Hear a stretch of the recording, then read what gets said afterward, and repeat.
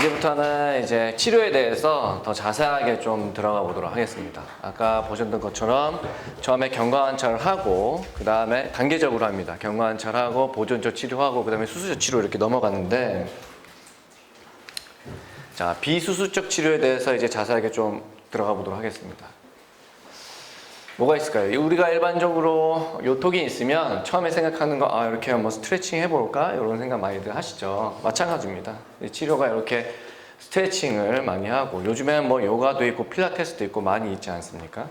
저희 웰에 오시면은 요거 스트레칭 하는 거에 대한 책자도 많이 있습니다. 그래서 한번 참고하시면 될 것 같고, 이렇게 이제 일반적으로 바로 수술하지 않죠. 예전에는 잘 모를 때, 우리가 이제 디스크나 이런 거 있고 이랬을 때는 바로 수술하는 경우도 있었습니다. 근데 저희가 오랫동안 이제 데이터도 나오고 이러다 보니까 시간이 지나면 요통이 많이 좋아지는 거를 경험하게 되는구나 라고 해서 수술은 이제는 바로 하지 않습니다.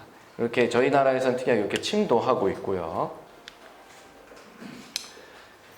그래서 이제 일반적으로 이제 좀 쉬어야 되겠죠. 허리가 아프고 이러면 좀 쉬어야 되고, 특히 뭐 젊은 사람들 같은 경우에는 무거운 걸 들다가 조금 삐끗하면 또 일을 하면 안 되겠죠. 그래서 좀 휴식과 안정이 필요하고, 그래도 좀 계속 아프다 그러면 뭐 약국 가서 아마 약을 많이 타실 거예요. 이렇게 이제 약물도 이렇게 치료를 받고, 그 다음에 이제 개인병원이나 저희 대학병원에서 이렇게 물리치료도 받죠. 마사지도 받고, 우리 전기로 이렇게 조금 편하게 해드리는 것도 하고.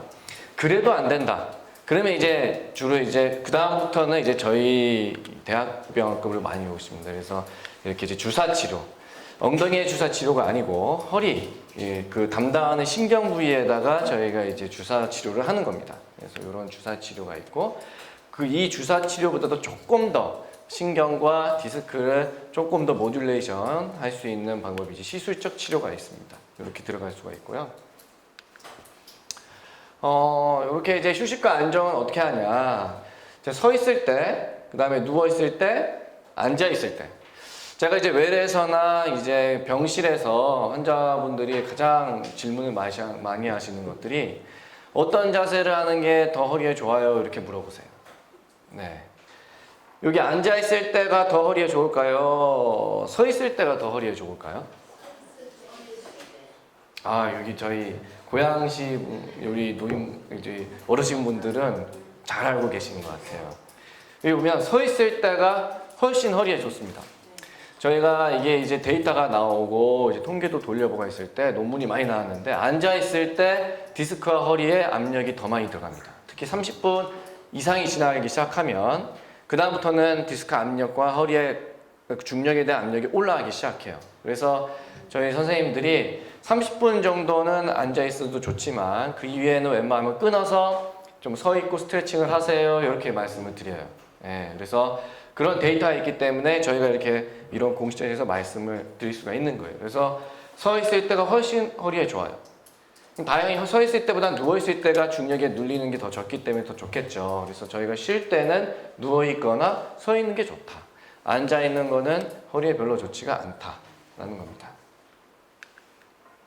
여기 이렇게 나오죠. 그래서 허리에 걸리는 압력이 앉아있을 때 약 5배 정도 올라가게 되고, 누워있을 때는 4분의 1로 감소를 하게 됩니다. 그래서 여기 나오죠. 허리가 아프니까 서 있는 것보다 앉아야 한다? 잘못된 얘기입니다. 여기서 보면 우리가 서 있을 때 이 정도 압력이 나오죠. 한 350뉴턴 정도. 뉴턴에 다니는 힘이 다닙니다.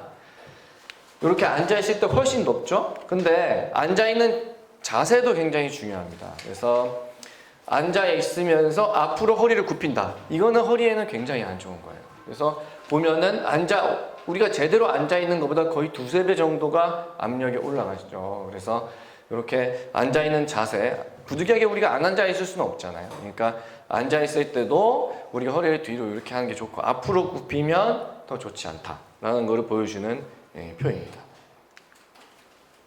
그래서 앉아있는 경우가 추간판의 하중이 더 가해진다. 그래서 서 있으면 그렇지만 다리가 좀 아플 수가 있겠죠. 자, 그럼 올바른 자세가 뭘까? 우리가 자세 각각에 따라서 좋은 자세들이 있습니다, 허리에. 그래서 보면은, 자, 우리가 누워있을 때 그냥 꼿꼿이 누우는 것보다도 이렇게 이제 다리에 베개를 하시는 게 훨씬 낫습니다. 그래서 뭐 오늘 집에 가셔도 이런 자세를 취하면 허리에 좋은 자세가 되는 거예요. 그리고 우리가 누워있을 때 배에다 이렇게 하는 방법. 옆에 누워서는 이렇게 배를 다리 사이에 넣는 것이 허리에 훨씬 좋다. 그래서 이렇게 꼿꼿이 눕는 자세는 별로 안 좋고, 마찬가지로 엎드려서도 이렇게 꼿꼿이 엎드리는 건 별로 좋지가 않다. 예, 그런 내용입니다. 그럼 누워만 있어야 되냐? 또 그렇지가 않죠. 아까 앞에서 우리 송문희 교수님 잘 설명을 해주셨는데요. 척추는 우리 기둥이고 그 기둥을 둘러싸고 있는 잔기둥들이 있습니다. 그게 뭐냐면 근육과 인대예요. 우리가 건물을 만들더라도 중심 메인 기둥이 있고 그거를 둘러싸고 있는 잔기둥 등이 있지 않습니까? 근데 잔기둥이 힘이 부실하면 그 메인 기둥이 굉장히 힘이 들겠죠? 마찬가지입니다. 그래서 누워만 있으면 척추에는 좋겠지만 우리 근육과 인대는 나빠져요. 그래서 오래 누워 있으면 근육에 힘이 빠지고, 이제 됐네요. 네, 죄송합니다. 그래서 누워만 있으면 안 된다. 예, 우리 특히 이제 수술하시고 나서 우리 어르신분들이 계속 누워만 계시려고 하세요. 그러면 안 돼요. 저는 이제 수술하고 나서 그 다음날 무조건 걷게 해드려요. 왜냐하면 근육이 약해지기 때문에, 인대도 약해지고. 그래서 통증이 심하지 않는다면 급성기 때는 좀 누워 계셔도 괜찮지만 그 이후에는 가벼운 일상생활과 걷기 운동을 하셔서 근육과 인대를 계속 힘을 줘야 됩니다. 그러면 이제 허리 디스크인 경우 충분한 휴식이 좋다? 맞죠? 근데 휴식을 수요일간 취하고, 그렇지만은 장기간 휴식을 취하게 되면 아까 말씀드린 대로 근육과 인대가 좀 안 좋아질 수가 있다. 그럼 운동으로 나올 수가 있을까요? 그래서 급성기 때는 우리가 웬만하면 쉬는 게 좋습니다. 급성기 때 허리가, 특히 어르신분들 하다가 허리가 탁 삐끗해서 엄청 아플 때가 있어요. 그때는 좀 쉬셔야 돼요. 그러고 나서 그 기간이 조금 어느 정도 지나면 대부분 한 일주일에서 2주 사이거든요. 그 다음부터는 조금 걷기 시작하셔야 돼요. 예. 그래서 운동으로 근육량을 늘릴 경우 증상이 호전될 수가 있고, 이런 운동의 목적은 척추 안정성을 확보하는 것이다 라는 거죠. 자, 그럼 나쁜 운동과 좋은 운동이 있어요. 제가 이제 외래에서도 환자분들께서 많이 물어보시는 거니 어떤 운동이 좋아요? 이런 걸 많이 물어보세요. 그래서 책에 나온 거 그대로 증명된 걸 말씀드리면 수영과 걷는 운동이 가장 좋습니다. 나머지 운동은 아직까지는 증명이 안 돼 있어요. 피라테스가 좋아요? 요가가 좋아요? 아직은 데이터가 쌓이지 않았어요. 그렇지만 이 수영, 걷는 운동이 가장 좋아요. 그러면 수영은 그러면 어떤 용법이 좋나요? 이렇게 또 물어보세요. 배영이 가장 좋다고 나와 있어요. 배영이. 네. 그리고 자유형. 저희 이렇게 저병이나 이런 거, 그런 건 좋지 않아요. 그리고 어떤 분들은 그러면 수영을 하는데 물 안에서 걷는 게 좋나요? 이렇게 물어봐요. 그거는 의미가 없죠. 걷는 거랑 똑같은 의미예요. 그래서 수영에서 배영으로 이렇게 수영하시는 게 허리에 좋다. 그런 내용입니다. 그렇지만 또 골프 이제 좀 어른들 많이 치시잖아요. 그래서 골프 좋나 이렇게 물어보세요. 골프는 사실 좋지는 않아요. 네. 그래서 허리를 비틀 때 우리가 그때 이제 관절과 디스크에 압력이 좀 많이 들어갑니다. 그래서 타이거 우드도 수술했죠. 나사 박는 수술했죠. 그래서 수술하고 나서 성적이 확 떨어지지 않았습니까? 그래서 좋지 않다. 볼링, 테니스도 허리를 급하게 움직이는 거기 때문에 좋지는 않다. 이런 내용이고요. 이런 운동은 좋지가 않다. 그래서 보면 허리를 과신전하거나 운동을 크게 움직이는 그런 운동은 제한하는 게 좋겠다. 네. 이렇게 이제 비수술적 이렇게 치료를 하면서 이제 물리치료랑 스트레칭을 했는데, 그렇게 했는데도 불구하고 나는 안 됩니다. 그래서 오시는 분들이 많이 오시죠, 이제 병원에. 그러면 이제 그 다음 단계로 이제 약물 치료를 하시는 거예요. 우리 통증이라는 거는 이제 염증의 개념입니다. 염증. 우리 세포 단위, 그 다음에 분자 단위로 보면 염증 물질이 막 나와서 신경을 자극하는 것이에요. 그래서 허리가 아픈 거예요. 그래서 저희가 진통소염제를 드려요. 진통소염제. 예. 그러니까 그냥 증상만 없앤다고 보는 게 아니고 통증을 완화시켜서 진통소염제를 하면 그게 치료가 되는 거예요. 그래서 보면은 디스크로 생긴 염증을 억제하고 통증을 감소시켜서 일상생활로 가시는 것이다. 그래서 통증이 완화돼서 일상생활이 가능하면 그게 치료가 되는 겁니다. 디스크가 한번 나와서 튀어나온 거는 잘 들어가기 쉽지 않아요. 특히 연세가 많으신 분들은 젊은 사람들은 나오더라도 디스크 자체가 말캉말캉하기 때문에 다시 들어갈 수 있는 찬스가 많아요. 그렇지만은 연세가 되실수록 그 디스크가 딱딱하게 변하거든요. 그래서 한번 나오기 시작하면 더 다시 들어가기가 쉽지가 않아요. 그래서 이런 거는 일상생활. 그렇기 때문에 우리가 약물 치료로 통증을 완화시켜주면 그게 치료가 되는 거예요. 그래서 이렇게 2, 3개월 동안 통증이 있었다면 약을 꾸준히 복용하셔야 된다. 약에 또 질문하시고 약 오래 먹어도 괜찮나요? 물어보세요.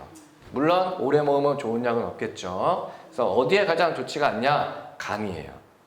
예, 간 수치를 조금 올릴 수가 있습니다. 그래서 저희가 한 6개월 이상 약을 드시면 간 수치 피검사를 합니다. 그래서 간 수치가 조금 올라가면 약용량을 좀 줄이고 아니면 좀 단위수를 줄이든지 이렇게 하고 있습니다.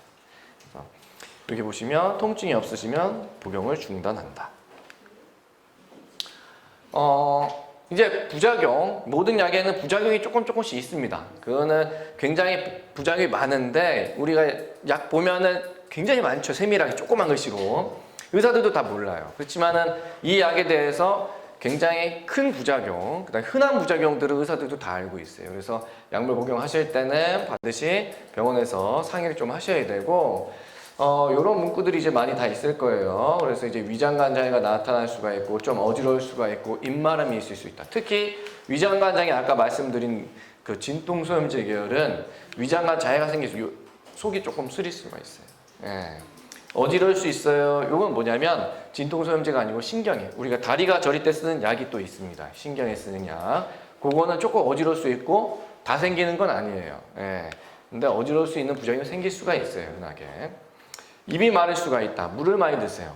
우리 진통하는 약 중에서 좀 고단위 센 약은 마약성 진통제를 좀 쓰기도 해요. 예, 다 쓰는 건 아니지만 이렇게 마약성 진통제 쓰는 분들은 입이 좀 마를 수가 있어요. 예, 그래서 이런 증상이 있는 거는 저희 그 의료진들한테 반드시 상의를 하셔야 돼요. 그래서 이렇게 특히 이제 어지럽고 졸릴 수가 있는데 약에 따라서 졸릴 수 있으니까 운전하고 이런 것들은 조금 어르신분들은 지양하는 게 좋겠다라는 겁니다.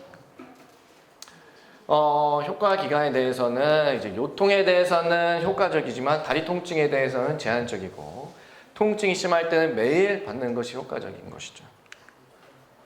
자, 그러면 이제 주사 치료를 보면 주사 치료도 이제 여러 가지 종류가 있습니다. 여기 보면은 경막 외 주사, 신경 차단술, 꼬리뼈 많이 보셨죠? 꼬리뼈. 우리 아마 맞으신 분들도 여기 계실 거예요. 허리 아프다 그러면 꼬리뼈를 이렇게 들어가서 약 쫙 뿌려주는 그런 시술도 하실 건데 이런 여러 가지 시술들은 결국은 신경에다 놔두는 거예요. 우리가 약으로 먹으면 약을 먹고 그게 이제 위로 가서 장에서 흡수가 돼서 온몸으로 피로 가서 그 부위, 아픈 부위에 약물이 들어가야 되겠죠. 그게 얼마나 복잡해요. 오랜 시간이 걸리겠고. 그렇지만 주사는 바로 우리가 원인이 되는 부위에다가 약을 뿌려주고 나오는 거예요. 그러니까 당연히 약물보다는 효과가 좋을 수밖에 없습니다. 네. 그렇지만 바로 하지는 않고 약물로 우리가 치료를 해보고 안 되면 이런 것들을 한다. 네. 그래서 이 약에 우리가 결국 스테로이드라는 제제를 써요. 스테로이드는 뭐냐면 염증을 좀 완화시켜주는 물질이에요. 아까 통증이 염증의 개념이라고 했죠. 그렇기 때문에 주사도 너무 자주 맞으면 안 돼요. 네. 주사를 너무 자주 맞으시면 안 되고. 그러니까 주사를 맞으더라도 한 선생님한테 계속 꾸준히 가셔야 돼요.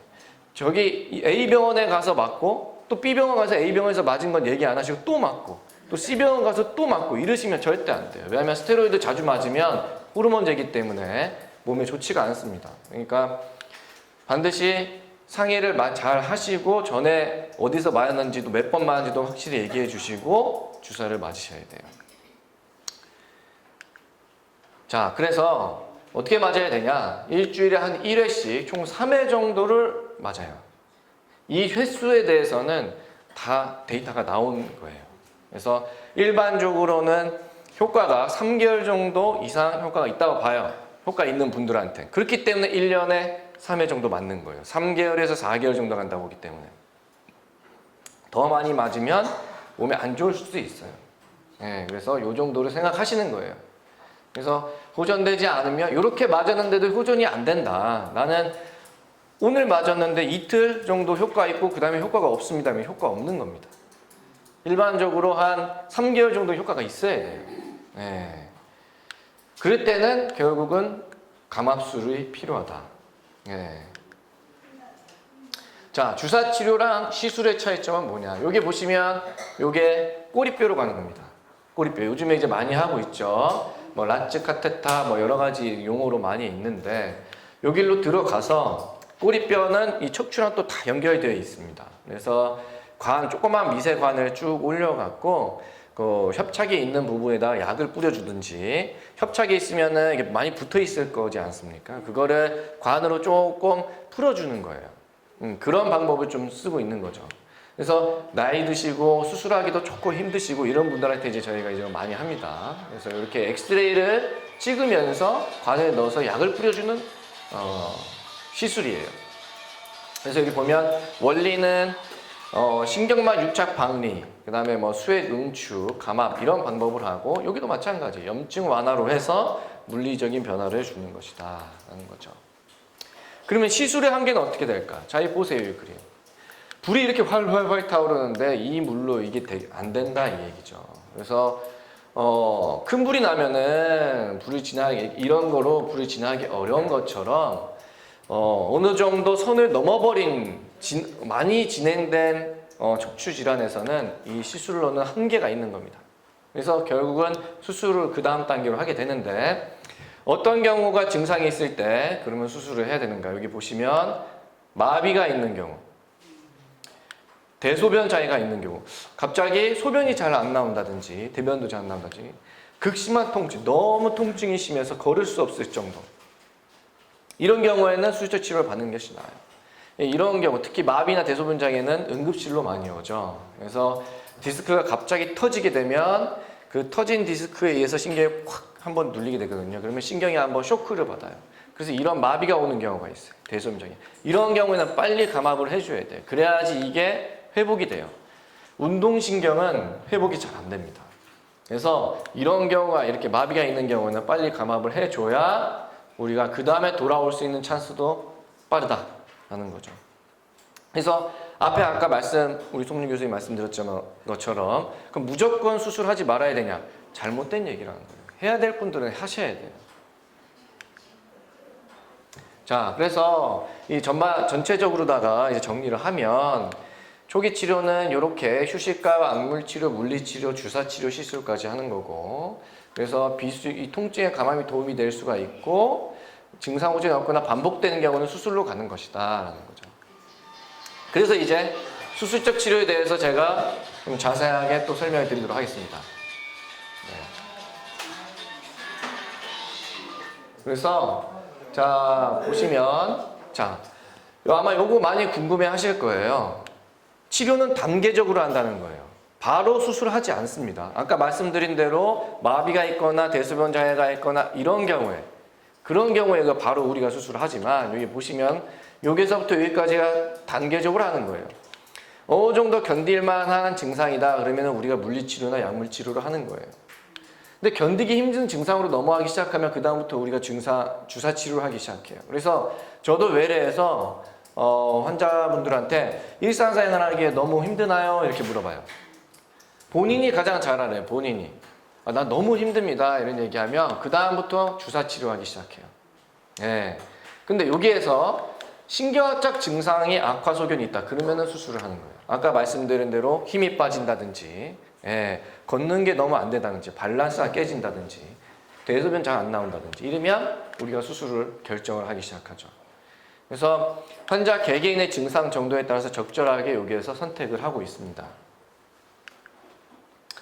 자, 여기 수술하는 모습이죠. 하는데 결국은 신경 압박으로 인해서 통증과 감각 저하, 근력 저하 등이 있으면 수술한다. 이거를 완화시키기 위한 목적으로 수술을 하는 것이다 라는 거예요. 자, 여기 보면은 호전되지 않는 통증, 일상생활에 지장됐던 정도로 통증이 있다. 근데 어느 정도 통증이 있어야 됩니까? 라고 물어보시는 분들이 있어요. 외래에서 3개월 이상입니다. 3개월 이상 일상생활 힘들 정도로 아픈 분들을 굉장히 많이 견디시는 거예요. 오랫동안. 예. 이 정도면 수술하셔야 되는 거예요. 자, 신경이성 파행. 이게 뭐냐면 우리가 좀 처음엔 괜찮은데 걷기 시작하면은 너무 아프기 시작하는 거예요. 걷기 시작하면. 그래서 어떤 분들은 100m도 못 가요. 쉬었다 가야 돼요. 또 끊어서 이렇게 가야 된단 말이에요. 그러니까 친구분들이랑 어디 마트를 간다든지 여행을 가신다 하더라도 이게 걸음걸이를 못 따라가는 거예요. 너무 아파서. 그리고 또 친구분들이나 아니 주변 사람들한테 방해가 될까 봐. 본인은 쉬었다 가야 되는데 남들은 다 가니까. 요게 신경이성 파행이에요. 조금만 걸어도 다리가 너무 저려서 쉬었다 가야 된다. 쉬면 또 나아요. 그래서 또 걷기 시작하면 또 아프고. 이러면은 문제가 있는 거다. 그 다음에 운동신경 마비. 다리에 힘이 없고 특히 이제 조금 여자 되시면은 약간 무딘 경우가 있으세요. 감각이. 그래서 다리에 힘이 없는데 근육에 힘이 빠져요. 이런 경우가 있어요. 근육이 말라가요. 이런 분들이 있어요. 이런 분들 벌써 운동신경이 많이 눌렸다는 얘기예요. 그러니까 우리가 많이 못 느끼겠지만 근육이 빠지기 시작하면 그건 벌써 운동신경이 많이 눌린 거다. 요건 수술을 하셔야 돼요.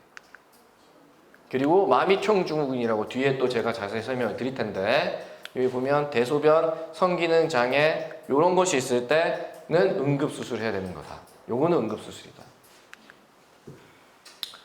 자, 그래서 여기 보면은 운동신경, 감각신경 마비 너무 아프다, 힘도 빠지는 것 같다. 그래서 뭐 발목, 발가락, 무릎 등 허리 신경 우리가 허리 척추에 신경이 눌려서도 다리랑 무릎이랑 여기까지 다 아플 수가 있고 마비가 올 수 있는 거예요. 그래서 물론 그 국수적인 위치에 문제가 생겨도 생길 수 있지만 가장 흔한 것이 척추 질환이에요. 그래서 허리 신경 위치에 따라서 이렇게 하지 근력이 힘이 빠질 수가 있다. 자, 마미총증후군. 이 용어를 들어보신 분이 저는 있을 거라고 믿고 있습니다. 이게 뭐냐면 마미총.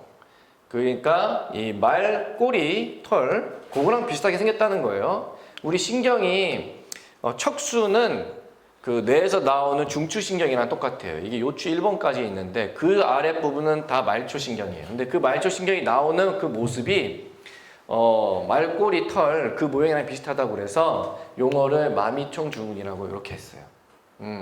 그래서 이 아랫부분의 신경을 우리 마미총신경이라고 하는데 여기에 갑자기 눌리게 되면 아까 같이 마비가 오고 대소변 장애가 오고 그러니까 감각도 이상해지고 이런 경우에는 응급수술 하셔야 되고 이런 어떤 경우에 그럼 잘 생기냐 가운데에서 디스크가 탈출돼서 신경을 누르는 경우에 잘 생긴다.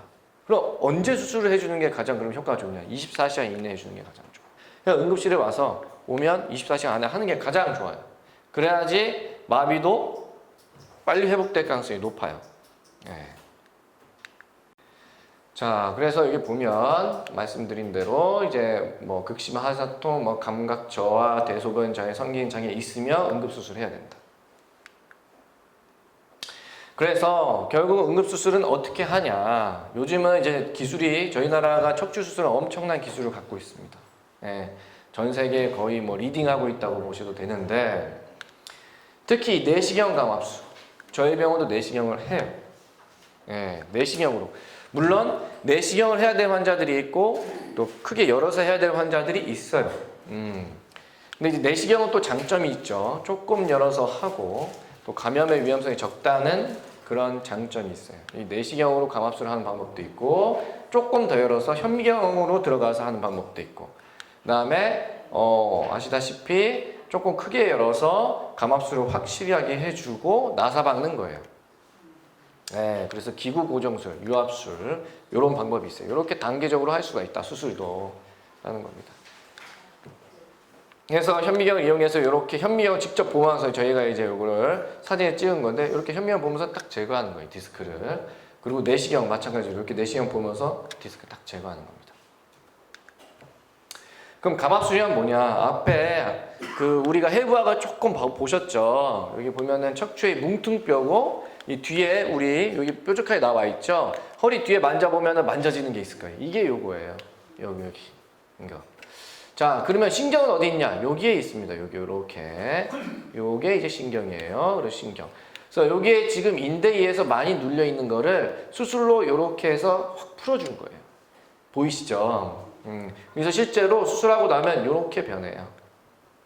그래서 이렇게 이제 뼈 인대 추간판에 의해서 좁아진 척추관을 이제 수술로서 숨통을 떼어주는 수술이다. 그래서 실제로 저희도 수술하면 그거 다 제거해주면 그 신경이 쿡 심장 뛰듯이 쿡쿡 뛰어요. 예, 숨을 쉬는 걸 보여요. 그리고 당연히 감압술 자체는 나사를 하는 게 아니기 때문에 수술 시간도 짧죠. 그리고 심하지 않은 허리 질환에 적합하다. 그래서 이렇게 보면 이렇게 튀어나왔죠. 요 뒤에 보면 이렇게 제거를 하는 거예요. 이렇게 이제 수술을 하고 여기 이제 단면 아까 그 사진인데 여기 많이 눌려 있죠. 여기 둥그렇게 잘 보이죠. 이렇게 감압술을 하는 겁니다. 그럼 시원하게 잘 풀린 거예요. 네. 그 다음에 이제 또 궁금해하시는 것이 나사 박는 거. 저는 꼭 나사를 박아야 되나요? 이걸 가장 많이 또 물어보세요. 여기 보시면 유압술 이게 이제 진단서 때 가시면 유압술이라고 해요 저희가. 그래서 이렇게 유압술이란 건 뭐냐?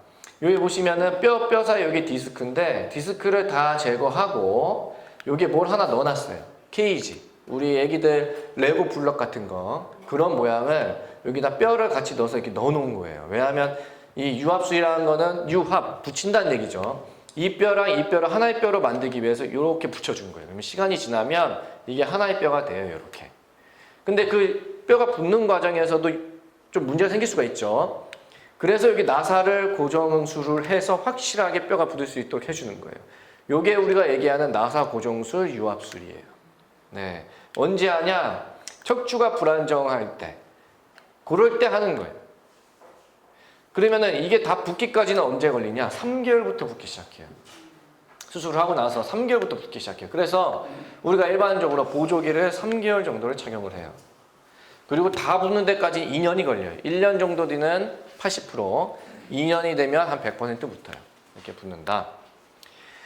그러면은 이거를 나사를 언제 하냐? 우리가 척추는 안정성도 있어야 되지만 유연성도 있어야 되겠죠. 우리가 이렇게 잘 움직이는 거는 유연성이 있죠. 근데 척추가 많이 흔들리면서 유연성이 있으면 의미가 없는 거예요. 그럼 신경이 계속 눌리겠죠. 흔들리면서. 그러니까 안정성을 확보하면서 유연성이 있는 특별한 구조물이에요. 우리 척추는. 네. 근데 그게 안 되기 때문에 결국 이 부분에 문제가 생겨서 신경이 눌리는 거잖아요. 그래서 수술은 지금 현존하고 있는 수술의 한계이긴 하지만 안정성을 확실하게 확보해주기 위한 수술이에요. 유연성은 우리가 확보할 수가 없어요. 왜 그러냐면 여기랑 여기랑 하나에 붙여버리니까. 그래서 여러 기구가 많이 발달했지만 유연성을 할 수 있는 그 기구를 해서 수술의 결과가 아예 붙여버리는 수술보다 효과가 좋지가 않아요. 그래서 유압술을 지금도 하고 있는 거예요. 예. 자, 보세요. 여기 보세요. 아까랑 확실히 다르죠? 뭐가 문제가 있을까요? 여기 보면 이 뼈 앞으로 나갔죠? 허리 움직일 수는 있어요. 이분도 이렇게 유연성이 있어요. 안정성이 확보가 안 된 거예요. 척추가 어긋난 거예요. 앞으로. 이게 전방전이적이라고 하는데 여기에 관절이 딱 붙들고 있어요. 이 관절이 고장나서 그래요. 그래서 앞으로 밀리는 거예요. 이거는 수술하셔야 돼요. 왜냐면은 이거를 제대로 만들어주기 위해선 수술로 고정술을 하는 수밖에 없어요. 네. 그래서 여기 보면 노화로 인해서 척추뼈가 다른 앞보다 튀어나온 현상을 얘기하고 허리 통증이 주로 발생이 돼요. 그래서 또 다리도 이제 저리고 통증이 발생할 수 있고 이럴 때 나사목 고정술을 해야 된다는 거예요. 그래서 이렇게 아프게 계속 약으로 버티시는 것보다 수술하실 분은 수술을 해서 이렇게 행복하게 사시는 게 좋다 이런 얘기. 그래서 수술 후 삶의 질의 변화를 보면 우리가 이제 논문에도 다 나온 결과인데 수술하지 않으면 3년, 4년에서 이렇게 조금씩 좋아지긴 해요. 그렇지만 수술하면 굉장히 많이 좋아지죠. 마찬가지로 만족도도 수술하면 굉장히 많아져요. 그래서 하실 분은 하시는 게 훨씬 만족도가 좋아진다. 그래서 노령 환자에서도 수술 치료는 계속 늘어나고 있어요. 지금 초고령화 시대라고 하죠. 저희 나라가 70대, 80대 후반 분들도 수술하세요. 그런 분들은 이제 대학병원에서 하죠. 척추전문병원에서는 부담스러워서는 못하고 그래서 지금 저희 환자 대부분이 65세 이상이세요. 다 노령 환자분이세요. 고령 환자들. 근데 80대 후반도 수술하신다. 왜? 삶의 질을 위해서 그래요. 퀄리티 오브 라이프. 삶의 질을 올리기 위해서 수술을 하는 거예요. 그래서 젊은 환자만큼 수술의 증세호전 및 삶의 질의 개선을 우리가 이룰 수가 있는 거예요. 점점 환자 수가 늘어나고 있는데 척추 수술 기법도 굉장히 발달하고 있기 때문에 75세 이상 고령 환자에서도 삶의 질을 위해서 수술을 하고 있다는 거고. 근데 이제 환자분들이 걱정하시는 것들이 이거예요. 수술에 대해 가장 걱정하는 분 뭐냐? 정보 부족, 상태 호전에 대한 불안감. 이게 주변 분들이 이제 많이 얘기를 하시잖아요. 수술 절대 하지 마 이런. 수술과 마취에 대한 막연한 두려움. 그리고 또 하나 더 있어요. 비용적인 문제. 예, 이건 어쩔 수 없죠. 비용적인 문제. 이런 걱정들 때문에 이제 많이 이제 고민을 하세요.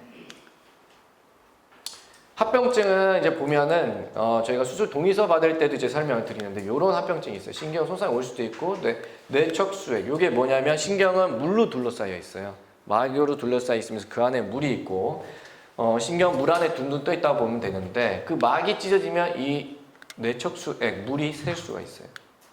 그 다음에 수술 후에 당연히 째고 들어가니까 허리 통증이 생길 수가 있겠죠. 수술 후에 통증. 근데 이런 것들은 수술 후에는 많이 좋아져요. 한 달 넘어가면은. 이 감염이 문제예요. 예, 그래서 항생제를 쓰는데도 감염이 되시는 분들이 가끔 있어요. 예, 드물게 있습니다. 그래서 전체 수술 환자의 2% 이내, 모든 합병증을 빈도수는 전체 수술 환자의 2% 이내다. 그래서 50명 중에 1명 정도다 라고 알고 계시면 되고, 수술 진행 때 아까 말씀드린 대로 마미총 증후군이 있는 분인데 이분은 수술을 안 하신 거예요.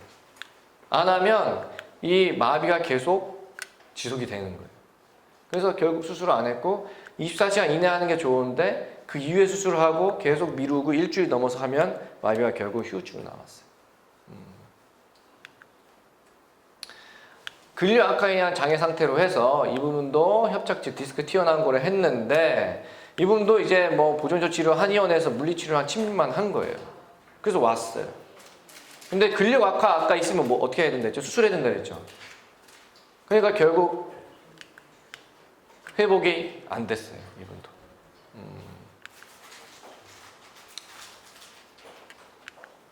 그래서 자 그렇게 저희가 이제 수술을 하는데 그럼 수술하기 전에 우리가 어떻게 해야 될까? 금연, 절주. 금주 아니죠, 금주. 네, 술은 어느 정도 좀 드시라는 말씀인데 금연이에요. 담배는 굉장히 안 좋습니다. 예전에 한 10년에서 15년 전에는 담배 산업 때문에 의료진들이 얘기를 할 수가 없었어요.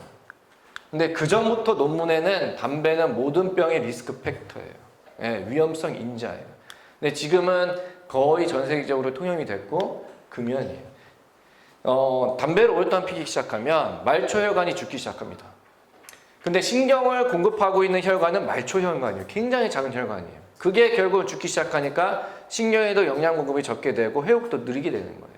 그래서 금연은 하시는 게 좋아요. 저도 이제 환자분들 오시면 오랫동안 피신 분들 지금 갑자기 금연하시라는 말은 못 해드리죠. 그래서 웬만하면 줄이시는 게 좋아요. 그리고 정부에서도 금연에 대해서는 적극적이에요. 네, 금연 교육도 하고 있지만 거의 무료로 약물도 제가 지급하는 걸로 알고 있어요. 네, 그리고 절주.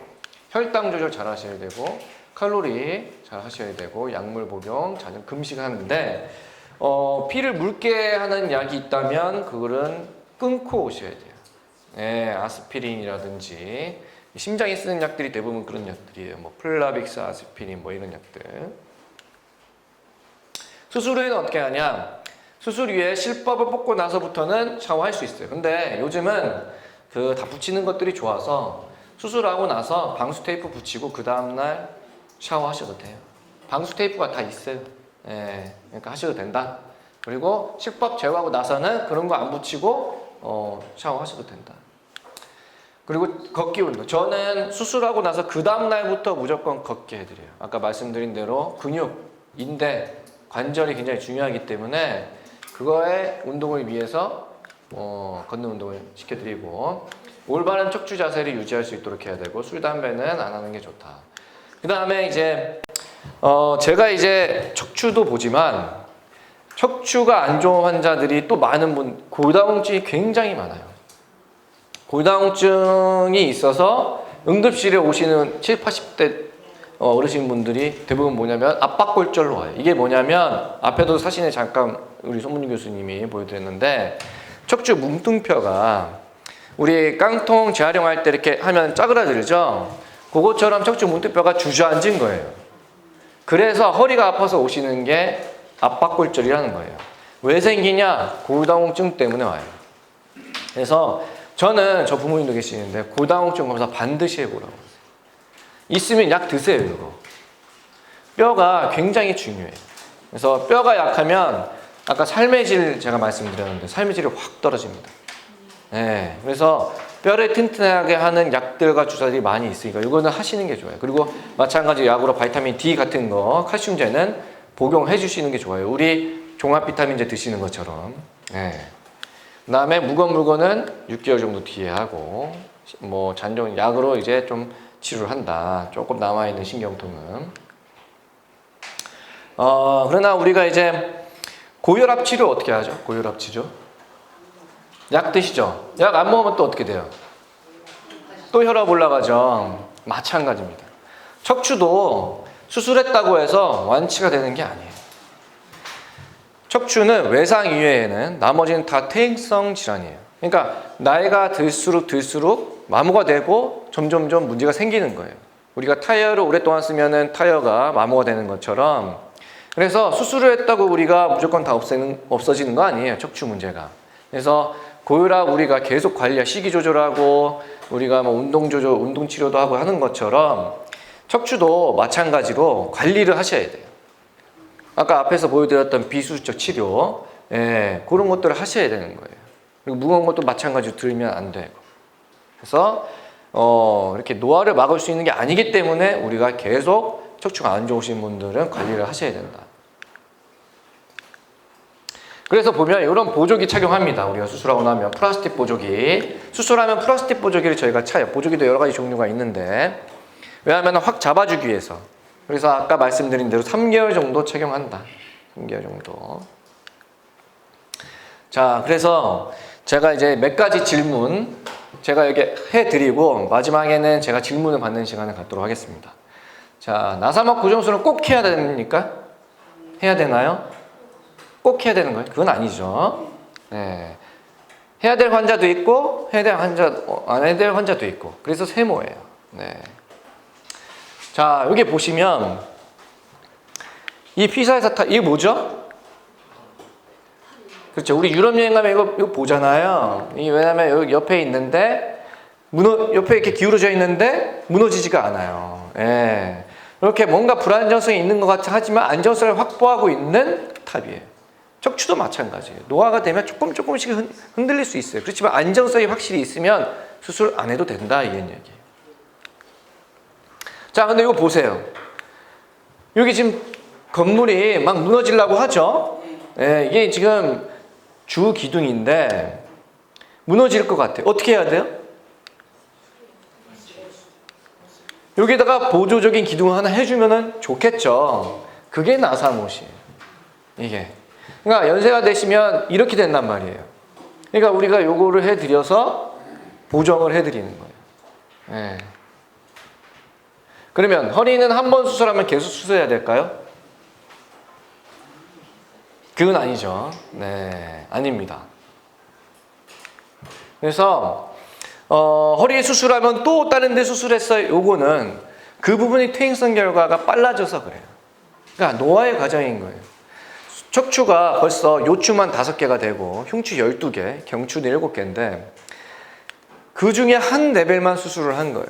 그 위의 레벨은 또 노화의 과정으로 퇴행성 결과를 밟을 수가 있겠죠. 그래서 수술을 하게 되는 거예요. 그래서 이렇게 서 있는 분이 점점점 노화의 과정처럼 또 생기는 거예요. 우리 이거 예를 들어서 임플란트 한쪽 했는데 다른 부분 정상형 부분이 시간이 지나면 또 그래서 또 다른 부분에 임플란트 할 수 있겠죠. 그거랑 마찬가지예요. 그래서 5개명의 저희 학회에서 저희 일산백병원이랑 학회에서 이렇게 5개명을 만들었어요. 그래서 매일 아침 5분 정도 스트레칭을 해줬으면 좋겠다. 적어도. 그 다음에 가슴은 쭉 펴고 허리는 꼿꼿하게. 요 자세 아까 그랬죠. 앉아있을 때도 허리를 굽히면 안 좋다. 더 안 좋다 그랬죠. 그래서 꼿꼿하게 허리는 펴시는 게 좋다. 허리 근육 강화는 필수. 걷는 거 아니면 수영 그런 운동이 가장 좋아요. 스마트폰 감독. 요즘에 스마트폰 많이 하죠. 젊은 사람들이 목이 많이 아파서 와요. 일자목 때문에. 왜냐면 이것 때문에 그래요. 스마트폰. 계속 저도 그렇지만 이렇게 계속 봐서 그래요. 그러면 이거 계속 이렇게 일자목이 될 수밖에 없어요. 그러면 퇴행성결과가 빨라져요. 그래서 저도 이제 젊은 분들한테는 어깨를 펴고 목을 쫙 뒤로 당겨서 전방 30도를 보시라고 말씀을 드려요. 이 자세가 굉장히 중요해요. 자세가. 그 다음에 적당한 일광욕과 칼슘. 일광욕은 왜 우리가 햇빛을 받아야 될까요? 역시 저희 우리 고양시 어르신분들은 굉장히 뛰어나신 것 같아요. 네. 맞아요. 비타민 D예요. 우리 피부에서 햇빛을 받으면 비타민 D가 나와갖고 우리가 뼈를 튼튼하게 해드릴 수가 있어요. 아까 제가 그랬잖아요. 골다공증 굉장히 중요하다고. 반드시 뼈가 튼튼해야 돼요. 그래야지 삶의 질이 올라가요.